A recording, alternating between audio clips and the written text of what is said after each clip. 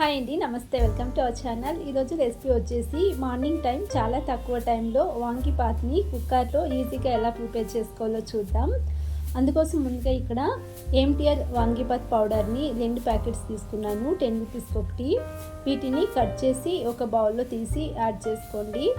ఇలా water mix చేసి వాంగిబాత్ పౌడర్ని యూజ్ చేసి మేము రైస్ చేసుకోవడం వలన చాలా టేస్టీగా రైస్ ఉంటుందండి. ఒకసారి తప్పకుండా ట్రై చేయండి. ఇప్పుడు కొద్దిగా వాటర్ వేసుకుని ముద్దలు లేకుండా బాగా మిక్స్ చేసుకోండి.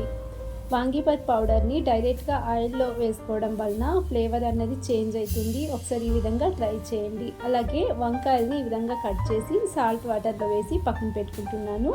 తర్వాత స్టవ్ పైన కుక్కర్ పెట్టుకుని 4 టీ స్పూన్స్ వరకు ఆయిల్ వేసుకోండి.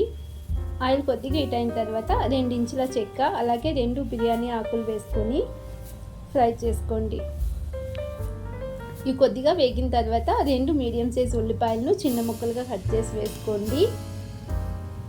అలాగే 2 పచ్చిమిరపకాయలను పొడువుగా కట్ చేసి వేసుకుంటున్నాను. అలాగే కొద్దిగా కరివేపాకును కూడా వేసుకుని ఫ్రై చేసుకోండి. తర్వాత 10-15 జీడిపప్పు వేసుకుంటున్నానండి. ఇది ఆప్షనల్, నచ్చితే వేసుకోండి లేదంటే స్కిప్ చేసుకోవచ్చు. అలాగే 1/2 కప్పు వరకు బఠానీ వేసుకుంటున్నాను. ఇక్కడ పచ్చి బఠానీ వేసుకుంటున్నానండి. అలాగే 2 మీడియం సైజ్ టమాటోస్ని చిన్న ముక్కలుగా కట్ చేసి వేసుకోండి. వీటిని ఒకసారి మిక్స్ చేసుకుని ఫ్రై చేసుకుందాం. అలాగే మనం ఇందాక కట్ చేసి పక్కన పెట్టుకున్న వంకాయ ముక్కలను కూడా వేసుకుని మీడియం ఫ్లేమ్లోనే టమాటో వంకాయ కొద్దిగా సాఫ్ట్గా ఉడికేంత వరకు ఫ్రై చేసుకోండి. ఇలా వంకాయ బాగా మగ్గిన తర్వాత మనం ఇందాక మిక్స్ చేసుకున్న వాంగిబాత్ పౌడర్ మిశ్రమాన్ని ఇందులో వేసుకోవాలి. తర్వాత రుచికి సరిపడా కారం వేసుకుంటున్నాను. నేను 1 టీ స్పూన్ కారం వేసుకుంటున్నాను. మీకు కొంచెం కారం ఎక్కువగా కావాలి అనుకుంటే 1.5 టీ స్పూన్ కారం వేసుకోండి. అలాగే ఇక్కడ ధనియాల పౌడర్ కానీ గరం మసాలా కానీ ఎలాంటి మసాలాలు అవసరం లేదండి. కారాన్ని ఒక 2 నిమిషాల పాటు ఫ్రై చేసుకున్న తర్వాత 1 గ్లాస్ రైస్కి 2 గ్లాస్ వాటర్ వేసుకుంటున్నాను.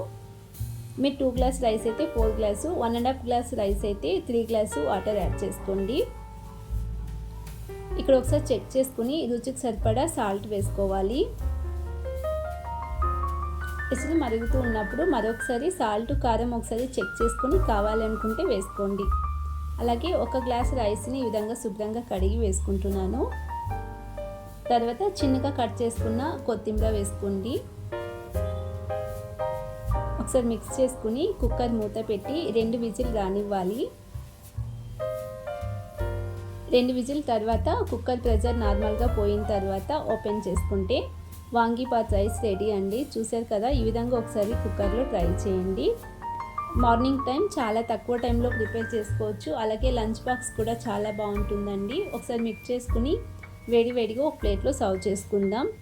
ఈ రైస్ చల్లారిన తర్వాత కూడా చాలా టేస్టీగా ఉంటుంది. తప్పకుండా ఒకసారి ట్రై చేయండి. అలాగే రెసిపీ నచ్చినట్లయితే ప్లీజ్ ఛానల్ని సబ్స్క్రైబ్ చేసుకోండి, లైక్ చేయండి, షేర్ చేయండి.